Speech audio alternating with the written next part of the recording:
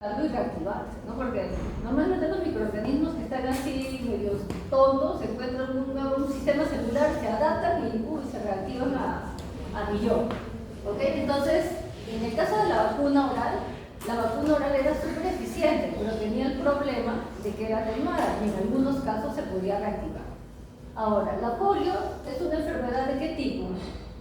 ¿A quién ataca? ¿Qué causa? La polio ataca a nivel del sistema nervioso, ¿okay? Pero produce inhabilitación. La persona pierde la movilidad, no puede caminar, y no puede caminarse de forma, la pierna, pues, no hay desarrollo motor, es a nivel de neuronas motoras. Entonces, esa persona queda totalmente discapacitada. Ahora imagínense ponerle a un niño una vacuna que potencialmente lo puede dejar paralítico, ¿no? Entonces eso era un riesgo demasiado grande. Desarrollaron otra vacuna que era la vacuna inactiva. ¿Qué cosa quiere decir una vacuna inactiva? Que no se puede replicar, ¿no? En este caso de la polio es un virus, ¿no? Pero en general en biología los virus no se les considera seres vivos. Entonces no podemos decir que es una vacuna muerta, porque si no es un ser vivo no puede estar muerto, ¿no? Entonces se usa el término inactivo para decir que ese virus no se puede replicar. En el caso de bacterias sí podríamos decir bacterias nuevas, ¿no? Porque las bacterias sí son seres vivos. Entonces este virus que no tiene la capacidad de replicar tenía la ventaja de que no iba a causar enfermedad en los niños, ¿no? Pero su nivel de protección o de inducir protección no era tan bueno como la vacuna atenuada, ¿no? Entonces, por eso es que acá ustedes ven estas curvas con picos, ¿no? O sea, picos que se levantaban, se reactivaba, la controlaba, se reactivaba, hasta que finalmente se logró encontrar una estrategia que bueno, a partir del 2017 se implementaron y que actualmente está siendo bastante efectivo. Entonces, el virus se escribe a personas con enfermedad. Y sobre el tema del COVID, ¿pasa lo mismo? ¿El vacuna del COVID? No, porque en el COVID no se han usado vacunas adecuadas. Se han usado vacunas en base a ARN, ADN, vacunas moleculares, no sé qué más.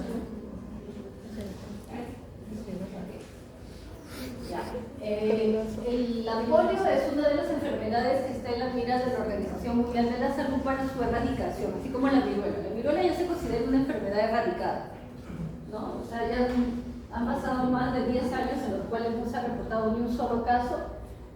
Los días son más de 15 años o 20 años, entonces ya se considera como erradicada, ¿no? Y en la polio lo que se busca es justamente que se pueda erradicar la enfermedad.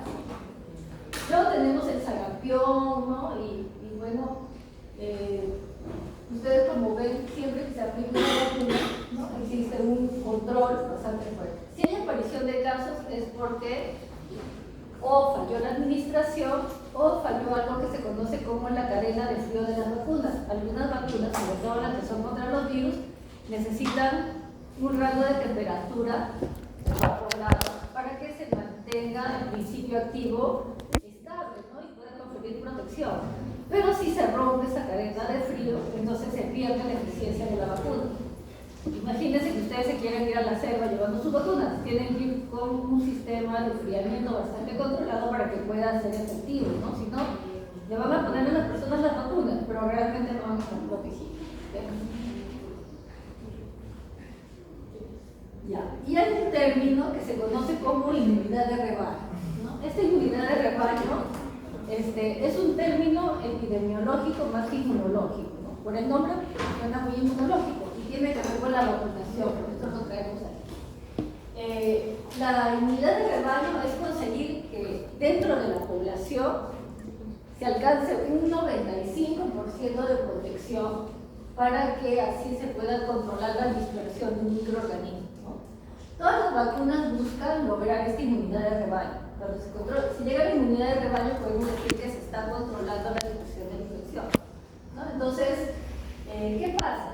Si un grupo de personas está totalmente susceptible a una infección, ejemplo cuando empezó la pandemia del COVID, ¿no? Era un virus nuevo, desconocido, nadie estaba protegido, era nuevo, ¿no? Cuando empezó acá los primeros casos, en marzo del 2020 estábamos aquí en este virus. no había vacunas y nadie se había infectado. Y llegó el primer caso. ¿Y qué pasó? Como nadie estaba protegido, nadie reconocía nada de ese virus, inmediatamente el virus se empezó a dispersar, ¿no?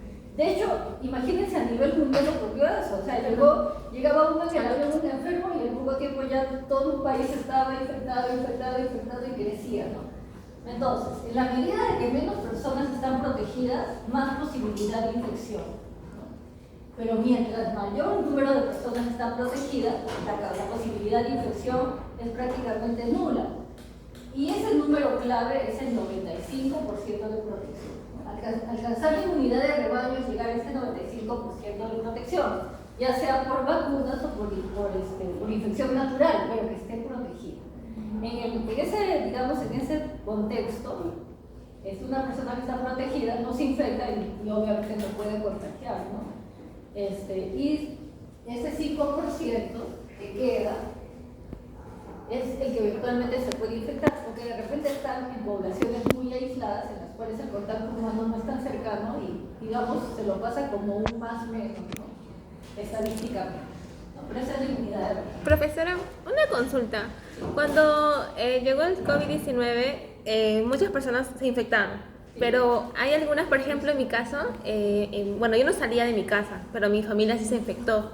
Todos se infectaron y les dio muy feo, y entonces yo los cuidaba, pero a mí no me dio de esa manera como a ellos. ¿Por qué? Probablemente porque eras más joven. Por la edad, pero... Por la edad y porque genéticamente tal vez no eras tan... Pero como también tengo una hermana casi de mi edad, ella sí se enfermó muy fuerte. Y entonces, pero a mí no. Y me supongo que se me habré contagiado. Hay varios factores, hay factores genéticos. Y de hecho, por más de que sea tu hermano, ustedes no han visto cómo es la recombinación del HLA que se puede tocar. Y todos somos diferentes, es la huella digital molecular. Tú puedes reconocer un antígeno, el otro puede ser susceptible a otro antígeno, incluso siendo hermano, ¿no? Entonces, puede ser eso, puede ser de que tú te protegías mejor que tu hermana, de repente a tu hermana le cayó una dosis más alta de virus que a ti, o sea, puede ser muchos factores, ¿no?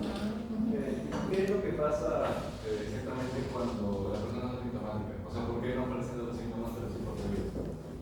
Porque genéticamente es resistente, o sea, de repente tú puedes reconocer al virus y con más eficiencia desarrollar una respuesta que te protege y impune tu enfermedad, pero, o sea, no elimina el virus, sino que lo tienes ahí en baja cantidad, pero eres capaz de transmitirlo y no enfermarte. Entonces, pueden haber muchas variantes de estas cosas, ¿no? Hay personas que... cuando vean microbiología seguramente van a escuchar la historia de Mary Tifo, que de ahí fue de donde salió el nombre de la tifoidea para la enfermedad de la salmonella tifus, que era una mujer que era asintomática totalmente a la tifoidea, porque todo el mundo se moría por tifoidea, y era la cocinera, así imagínense. Ella iba dispersando, no tenía ni un solo síntoma, pero cuando llegaba y cocinaba, se contaminaba así, al punto de que la tuvieron que encarcelar para evitar que siga transmitiendo la enfermedad, ¿no? Y nadie se explicaba por qué ella no se enfermó. Y ella decía, pero ¿por qué? Se escapaba hacia otro pueblo, y pueblo donde llegaba había un brote de tifoidea, Es súper PT. Ya van a ver eso. No sé por qué me acuerdo que debe ser un Ok, este es el esquema de vacunación de nuestro país, de MINSA, ¿no? Donde ustedes pueden ver que hay diferentes enfermedades, diferentes dosis a las cuales se tiene que enfrentar, digamos, el niño para poder lograr su protección. En el caso particular de lo que estábamos hablando de la polio, no mire, en la polio la estrategia mundial, ¿no? Que también se aplica aquí en nuestro país, ha sido de que se inocula primero con el virus inactivo, ¿no? O sea, son 3 dosis con el virus inactivo, ¿no? Polio 1, polio 2, polio 3. Los Tiene 4 refuerzos, anillos que son a los 18 meses, Cuando hablamos de 4 porfirias años, es una son con el enfermedad virus porque afecta atenuado, al grupo B, ¿no? creo. O sea, primero se inocula con el virus que es seguro, el inactivo que no va a causar enfermedad para entrenar al cuerpo, y luego lo enfrentas con el atenuado para que ya se pueda proteger. En el caso de la polio, ¿por qué 3 dosis? ¿No? Porque miren que a veces todo tiene un porqué. Del polio hay 3 cepas, la cepa A, la cepa B, la cepa C. Son 3 inoculaciones porque en la primera la respuesta que domina suprime las otras. O sea que si inoculo con mis 3 cepas ABC, primera dosis, va a haber una respuesta que va a prevalecer, por decir la B, no sé. Segunda inoculación, ya hay medio memoria, entonces prevalecerá la A. Y la tercera dosis, la C. Ya completé mi esquema para todas las variantes, ¿no? Entonces, por eso yo les decía que con cada patógeno la estrategia es distinta, porque tienes que conocer cómo se comportan las variantes, las cepas, si cambian o no cambian, para poder hacer este esquema, ¿no? Y este esquema de primero inocular con el virus seguro, el inactivo y luego con el atenuado, está siendo bastante eficiente, ¿no? Y lo que busca es justamente poder llegar a la erradicación de la COVID en un corto plazo. Y bueno, hay algunos, dentro del esquema, hay algunas vacunas que se usan, que se aplican al mismo tiempo. Y seguramente ustedes han oído hablar de la triple, de la pentavalente, ¿no? Que son 3 vacunas que se inoculan de forma simultánea, ¿no? O 5 vacunas que se inoculan de forma simultánea. Pero lo que no quiere decir que las 5 se hayan hecho juntas, ¿no? Sino que son distintas, cada una con su estrategia, pero que se usan en la misma dosis. En el caso de la vacunación, el mecanismo de acción es básicamente parecido a lo que es enfrentarnos con un microorganismo directamente, ¿no? Solamente que en este caso uno deliberadamente tiene el componente del microorganismo, ¿no? Tiene un frasquito de vacuna y lo va a inyectar a una persona, ¿no? Lo va a inyectar con la finalidad de empezar a generar una respuesta de memoria. Cuando se inocula por primera vez, ¿a quién deberíamos estimular?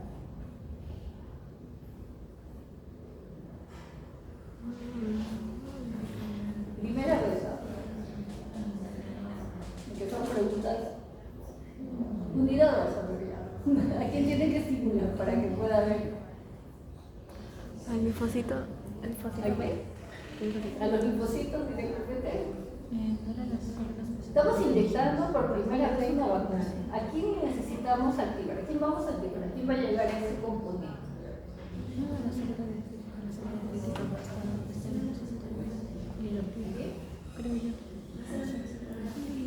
¿A las células? ¿Cuál de todas? ¿Por qué?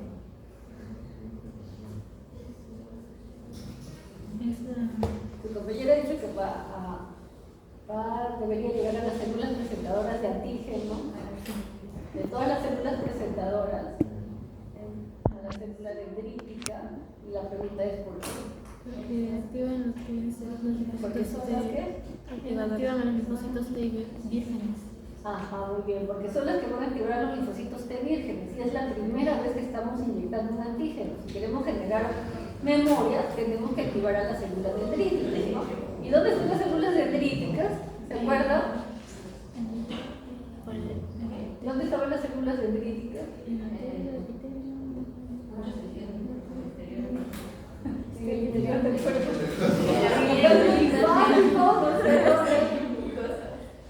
Debajo de los epitelios, ¿no? Por eso las vacunas se las pone a nivel de subcutáneo, ¿no es cierto? Porque la idea es que puedas activar tus células dendríticas, ¿no? Ahora tú dices, me la pusieron acá, pero, o sea, te pueden poner una aguja tuberculina en un ángulo de 90 grados y va a nivel subcutáneo. Si la pueden poner en 45 o te la pueden poner en otro ángulo y así va a ir intradérmica, subcutánea, qué sé yo, o sea, de acuerdo a eso, tú deberías activar a tus células dendríticas para que activen a tus linfocitos vírgenes, ¿no? Y esos linfocitos vírgenes ya van a crear las memorias, Y a veces dice que se pone en las subcutaneas porque activa las dendríticas. Y cuando lo ponen en la mano. En el bebé lo ponen ahí porque como se llama, tiene más carnecitas, ¿no? Pero ya en grande te van a poner a ti en el brazo. De verdad, tienes que activar las células dendríticas, sí. Porque si no, no se va a generar memoria. Pero las vacunas no Es la primera vez que son medicamentos. No, pero o sea, en caso de un virus. No es un Llegan las células dendríticas. Las células dendríticas ubicas a dónde Pero va? van a poder poner... No, esas son otras opciones. Al ganglio, ¿no? Los ganglios van a acercar. Los órganos linfoides van a acercar. Y en los órganos linfoides se produce la activación, se convierten en linfocitos secretores, los linfocitos B se activan, se producen los anticuerpos y se generan las células de memoria, ¿no? Entonces, luego, esas células de memoria son las que quedan ya listas, entrenadas para futuros contactos, ¿no? Los blancos principales son los agentes infecciosos. En segundo lugar, la terapia antitumoral, ¿no? Que actualmente está siendo muy importante. Sin embargo, la terapia antitumoral es un reto poder desarrollar vacunas antitumorales. ¿Por qué? Porque teóricamente, cuando tú inyectas a tu cuerpo algo para que desarrolle una respuesta, tiene que ser algo que sea diferente a ti, ¿no? Porque si es algo propio, no debería desarrollar una respuesta. Pero una célula tumoral es algo propio, que se ha transformado. Entonces, tienes que encontrar cuál es ese antígeno transformado que es diferente de todo lo demás para que puedas lograr una buena respuesta, ¿no? Entonces, realmente es difícil encontrar esas células, esa terapia antitumoral, esas vacunas antitumorales. Hay personas que cuando les da alguna enfermedad y están muy mal, dicen que voy a poner una ampolla. O sea, ¿qué es esa ampolla que se pone? Así que mejor no lo veo. Cuando está mal de cualquier cosa. Por ejemplo, a ver, normalmente cuando les da gripe, creo, o alguna enfermedad, no, creo que sí, normalmente gripe, y están muy mal y ven que las pastillas no les hacen nada, deciden ponerse una ampolla. Pero no te supe que era. O sea, es lo mismo, o sea, si es una ampolla simplemente probablemente sea el mismo medicamento pero que va a ir a nivel más sistémico, ¿no? Y por la dosis y la dispersión va a tener mejor efecto en general. Pero es el medicamento, sí, es otra. Linfocitos activados. Ya bien. En el caso de la vacunación, igual hay un primer contacto. En este caso no hay una primera infección, sino hay una primera dosis. Primera dosis de reconocimiento, linfocitos vírgenes se activan, producen anticuerpos, inicialmente IgM, se generan células de memoria. Segunda dosis, ¿no? Nuevamente los linfocitos de memoria son los que se activan, respuesta más corta, más eficiente, de mayor afinidad. Tercera dosis, ¿no? Ya mayor eficiencia más que cantidad, ¿ok? Ejemplo, la vacuna de la hepatitis B son 3 dosis, ¿no? 3 dosis. En ese caso no es porque sean 3 variantes del virus de la hepatitis B, sino que en el caso de la hepatitis B, el antígeno es tan purificado que se necesitan 3 dosis para activar de manera efectiva nuestro sistema, ¿no? Y de hecho en el tiempo la respuesta va cayendo. Y hay que usar un refuerzo después, ¿no? Después de 10 años o 15 años para nuevamente volver a levantar las defensas, en el caso de que se requiera protección. Bueno, para que una vacuna sea efectiva, ¿no? Primero hay que conocer al patógeno, ¿no? Porque si tenemos patógenos extracelulares, toxinas o virus, que queremos evitar su dispersión, entonces lo que nos interesa es estimular una respuesta para patógenos extracelulares, una respuesta de anticuerpos. Pero si más bien tenemos patógenos intracelulares o tenemos células tumorales, más bien la respuesta más eficiente es una respuesta celular, ¿no? Entonces, una vacuna que es eficiente es una vacuna eficiente para controlar el tipo de patógeno contra el cual está siendo administrado, ¿no? Entonces, podemos dirigir nuestra respuesta a que se genere respuesta de anticuerpos o respuesta de células. ¿Qué dicen ustedes? Bueno, ¿quién las dirige? O sea, de poder sí se puede, pero hay otros componentes que van a ayudar, ¿no? Dentro de ellos hay un componente muy eficiente que tiene tanta importancia como una vacuna, que son los adyuvantes. ¿Ok? Que luego vamos a hablar de eso. Adyuvantes. Miren, dentro de los factores que afectan la inmunogenicidad, ¿no? En una vacuna está el tamaño, ¿no? El tamaño. Por ejemplo, si inmunizamos, como yo les decía, con un patógeno completo, ¿no? Por decir un virus un virus inactivado o un virus atenuado, todo el virus completo, todo el microorganismo con todos sus componentes.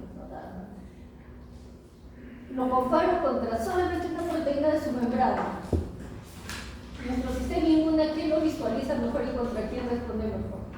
¿Contra el virus completo o contra la proteína chiquitita? Contra el virus. Mientras más grande, más visible, mejor respuesta. Más pequeño, no es que no haya respuesta, va a haber respuesta, pero necesita de otras estrategias para que el sistema lo pueda visualizar. ¿Ves? Luego, la dosis. ¿No? Las dosis intermedias son las que generan mayor inmunogenicidad. ¿No? Si vemos este cuadrito, miren, dosis intermedia es la dosis adecuada para una vacuna. Si la dosis es pequeñita, no va a inducir una respuesta. Pero lo más resaltante y que puede ser contradictorio es que de repente uno piensa, entonces le administro un montón, ¿no? Entonces ahí sí voy a tener una buena respuesta. Mentira, las dosis grandes tampoco inducen respuesta. Lo que van a inducir es tolerancia. Porque el sistema va a ver la proteína por todas partes, así que va a decir, esto es propio, ¿no? Mejor me apago. Entonces se genera tolerancia, ¿no? Entonces las dosis intermedias son las adecuadas. Las vías, ¿no? La subcutánea, la más eficiente, porque ahí están las células dendríticas que van a activar a tu linfocito, ¿no? Después de la primera dosis, las otras dosis pueden ser ya usadas, ¿no? Pero una primera dosis siempre debería ser a nivel subcutáneo. En animales existe la intraperitoneal, en los humanos no se ponen vacunas intraperitoneales, pero sí intravenosas o intramusculares, ¿no? Luego tenemos la composición, ¿no? Mientras más complejo el antígeno, más visible para el sistema inmune. Si es particulado, también en mejor rendimiento, por decir así, ¿no? ¿Por qué? Porque para que se active el sistema inmune, el antígeno tiene que estar un tiempo en contacto con las células presentadoras, ¿no? Entonces, en la medida que el antígeno es más grande, no se dispersa con facilidad.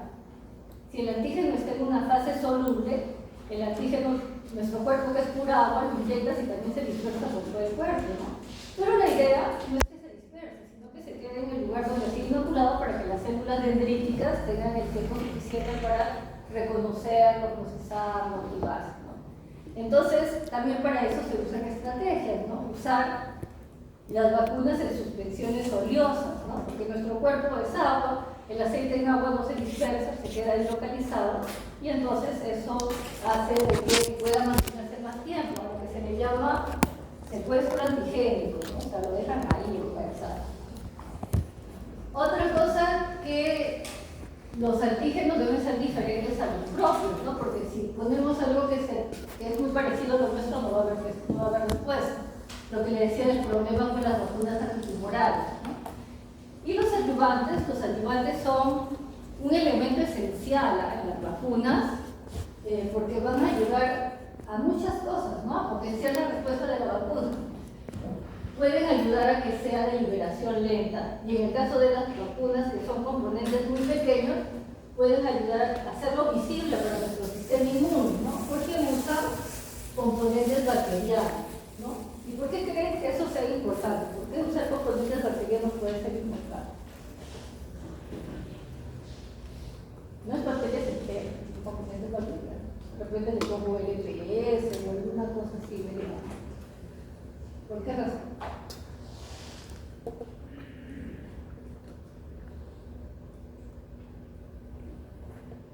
Ahora, ¿se acuerdan de la teoría de Coli-Massinger?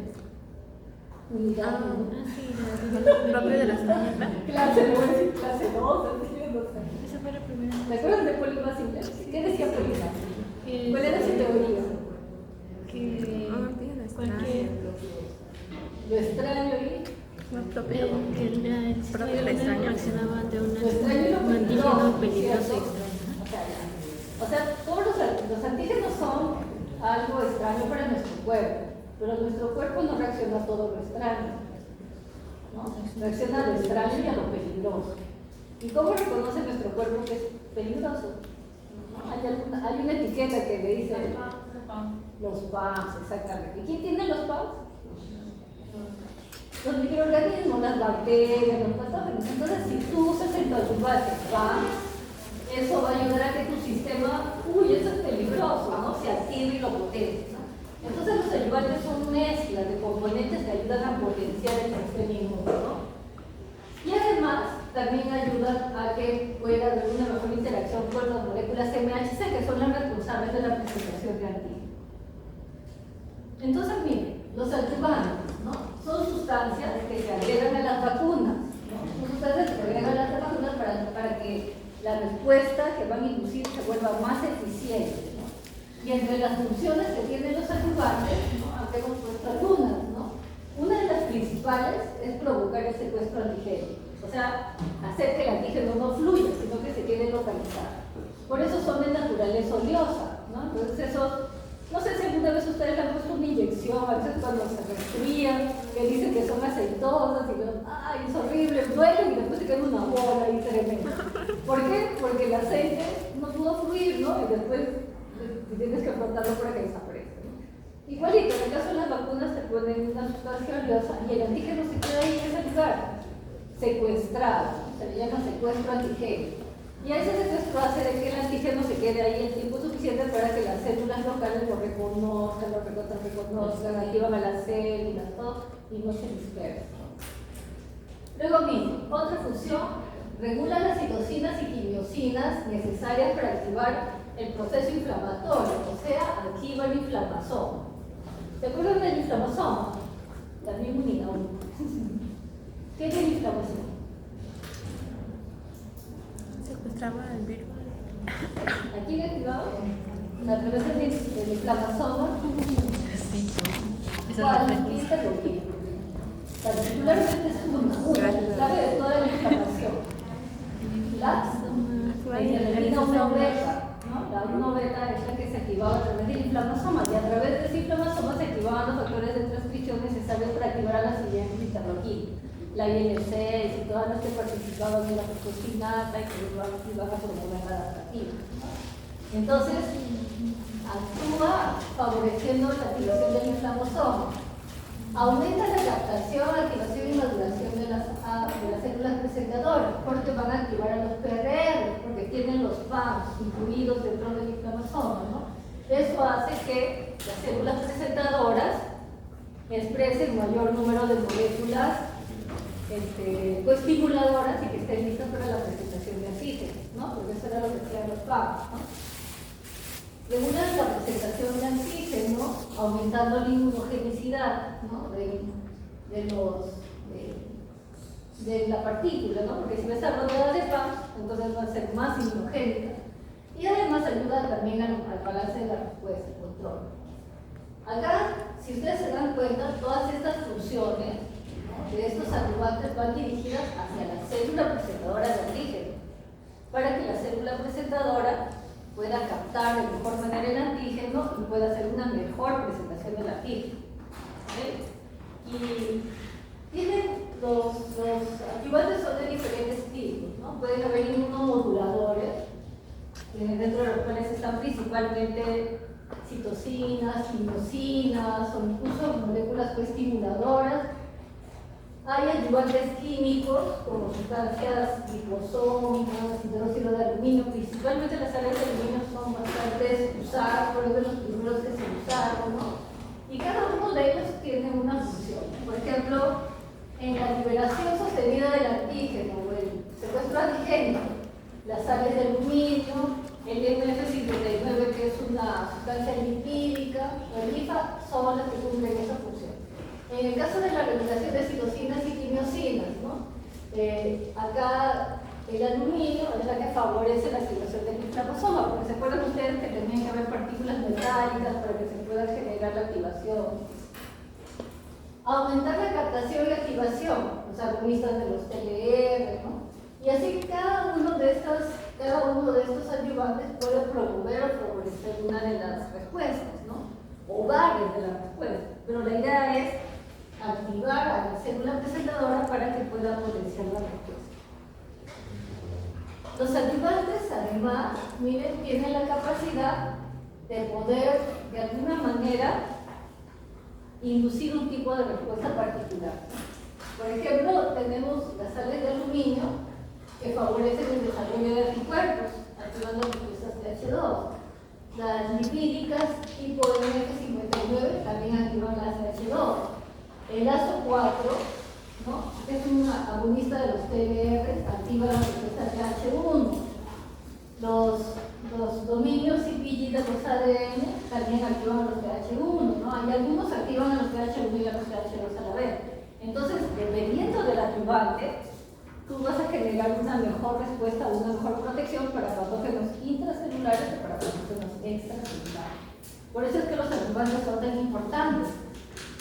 Los activantes para algunos son tan importantes como la vacuna, porque tienes que escoger el adecuado, en la combinación adecuada con tu antígeno para promover la respuesta que tú deseas. Bueno, hay diferentes tipos de vacunas, ¿no? La clasificación clásica, por decir así, las divide como vacunas clásicas, aquellas donde se usan, que usan el microorganismo como tal, o sea, el virus completo, atenuado, inactivado, o a componentes que se han derivado del mismo patógeno, de ese mismo patógeno.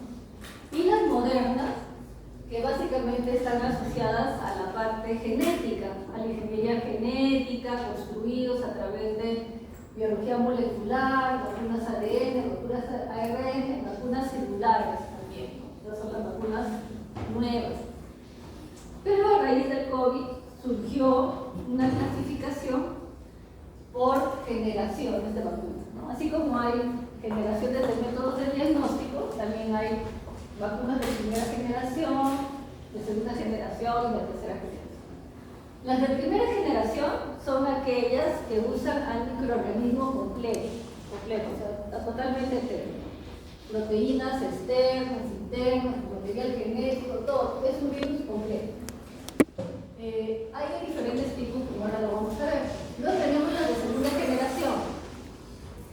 Ya no usan el virus completo, sino algún componente del microorganismo, ¿no? Por ejemplo, acá una proteína de superficie, ¿no?, una toxina, ¿no? Y la de tercera generación son aquellas que se basan solamente en el material genético del microorganismo, ¿okay? Completo todo, proteínas externas o proteínas estructurales, y tercera generación material genético, ¿no?, clasificación. Ahora, dentro de la primera generación tenemos organismos vivos y tenemos organismos no vivos o inactivos, como en el caso de los virus, ¿no? Dentro de los organismos vivos en la primera generación tenemos que pueden estar naturalmente atenuados, ¿no?, o pueden estar atenuados por métodos químicos. ¿A qué nos referimos como naturalmente atenuados?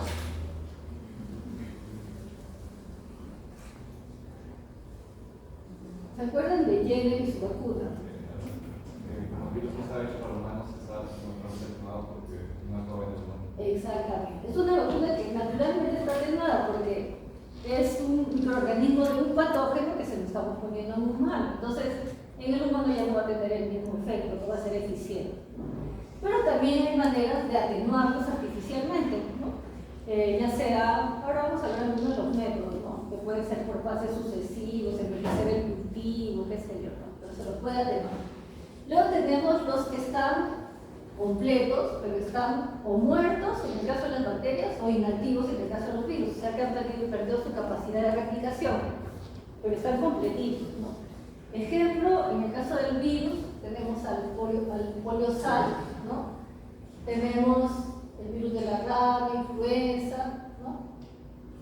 En el caso de las bacterias, la de Salmonella typhi, ¿no?, son parte de ello, ¿no? En el caso de los de segunda, en el caso de las bacterias tenemos Bordetella pertussis, el virus cólera, ¿no? En el caso de los de segunda generación, tenemos fragmentos o componentes bacterianos, ¿no? Entre ellos, por ejemplo, tenemos el antígeno de superficie de la hepatitis B, tenemos las toxinas, ¿no?, que las toxinas inactivadas se llaman toxoides, tenemos polisacáridos de la cápsula, ¿no?, que esto es algo un poco interesante de mencionar, porque los polisacáridos, ¿qué tipo de respuesta activan?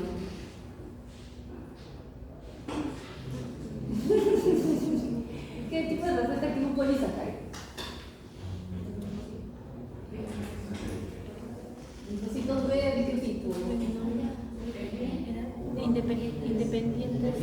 ¿Ser dependiente o independiente? Independiente. Y ¿ustedes usarían un antígeno para generar una respuesta T independiente? Porque dentro de las características del independiente, ¿tenía memoria? No tiene. O sea, cumpliría digamos, con las características de una vacuna, que es conferir protección a largo plazo. No, no es cierto. Entonces, los polisacáridos de la cápsula no generan una inmunidad a largo plazo por sí mismos. Pero si a esos polisacáridos uno les acopla una proteína, los convierte en glucoproteínas, ¿no? Y ahí el sistema inmune sí puede ver a la fracción proteica, puede activarse y puede generar todos los otros mecanismos T dependientes que van a hacer que mejore la afinidad, el cambio isotípico, ¿no? Y se pueden generar anticuerpos de respuesta contra los polisacáridos. ¿Okay? Es así como un truco de engaño a nuestro sistema inmune, ¿no? De confusión. Y acá dentro de este grupo también están los antígenos recombinantes, ¿no? Los antígenos recombinantes son antígenos creados a través de la tecnología del ADN recombinante. ¿Qué quiere decir esto? Que uno identifique en la bacteria cuál es el material genético que codifica para una proteína, ¿no? O sea, nosotros, no sé, por decir, tenemos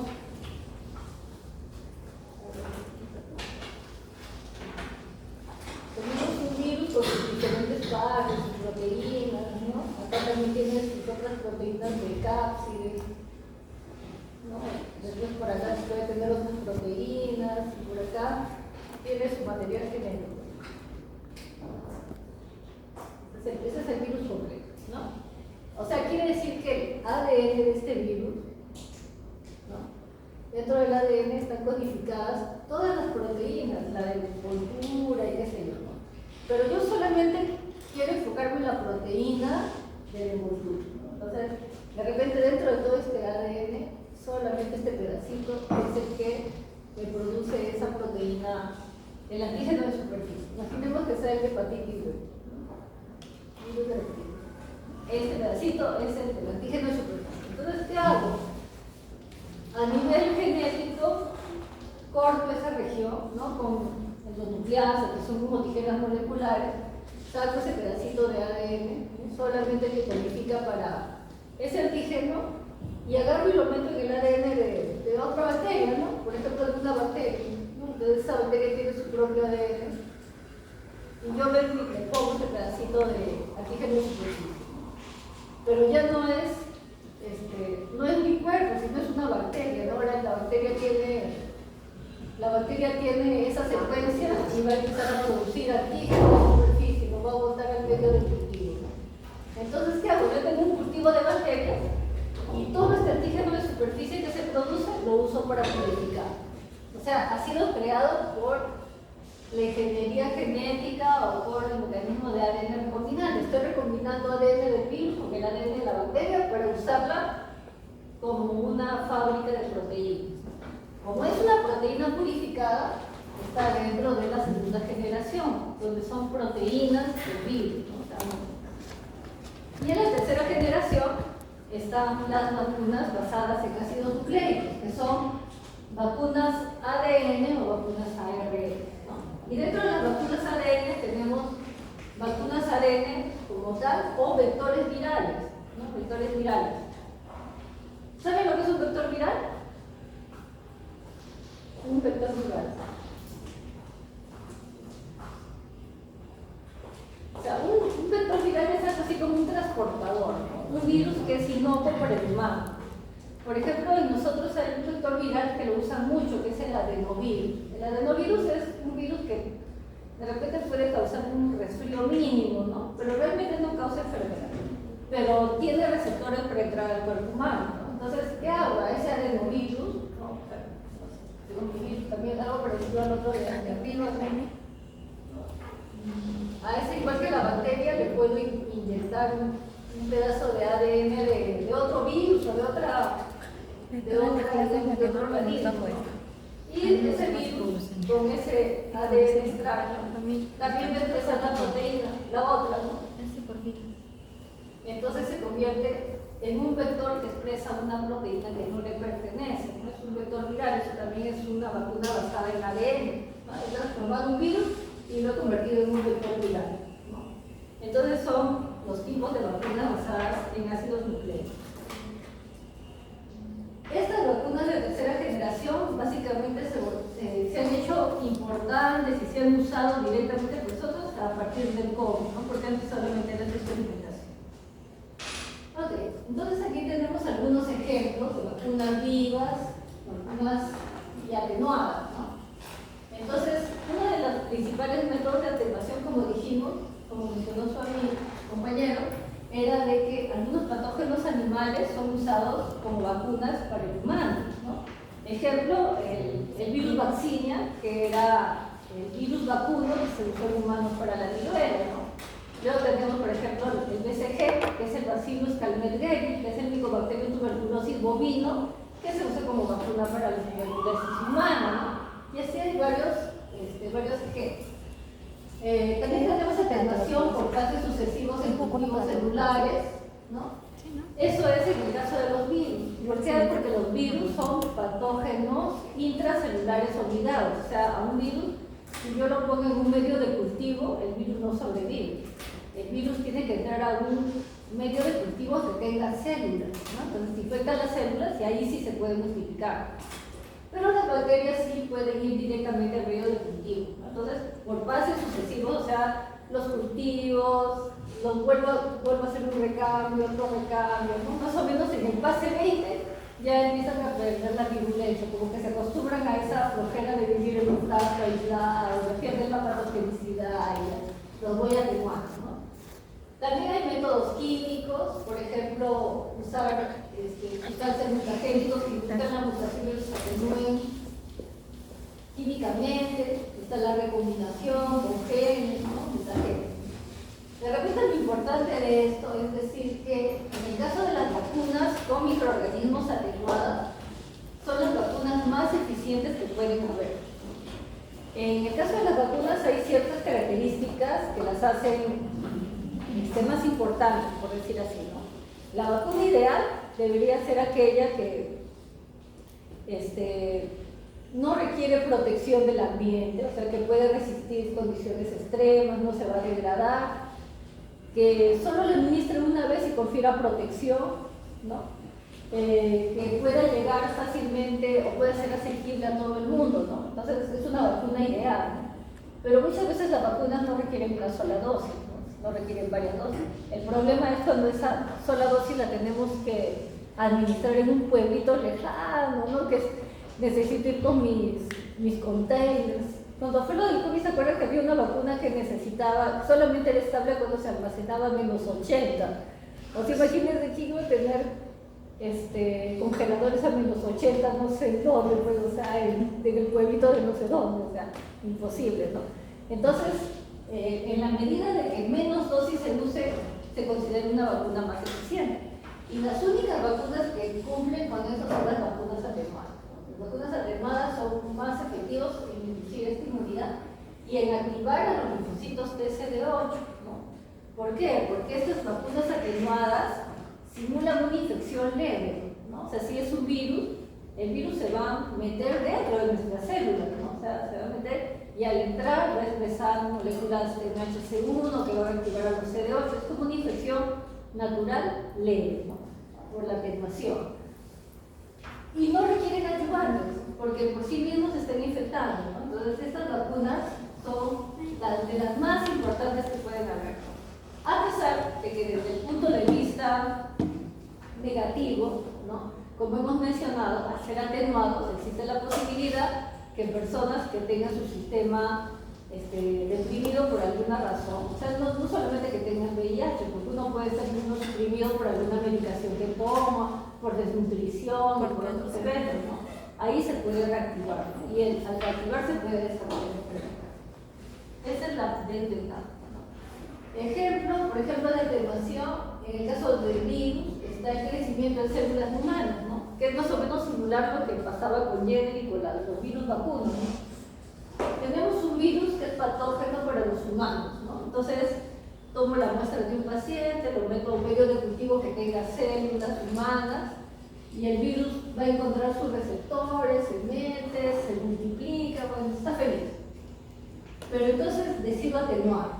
¿Qué puedo hacer? Empezar a cultivar de células que no sean humanas, ¿no? Entonces, el virus, por naturaleza y por supervivencia, se va a tratar de adaptar. Los virus tienen una capacidad de mutación bastante alta, ¿no? Se adaptan.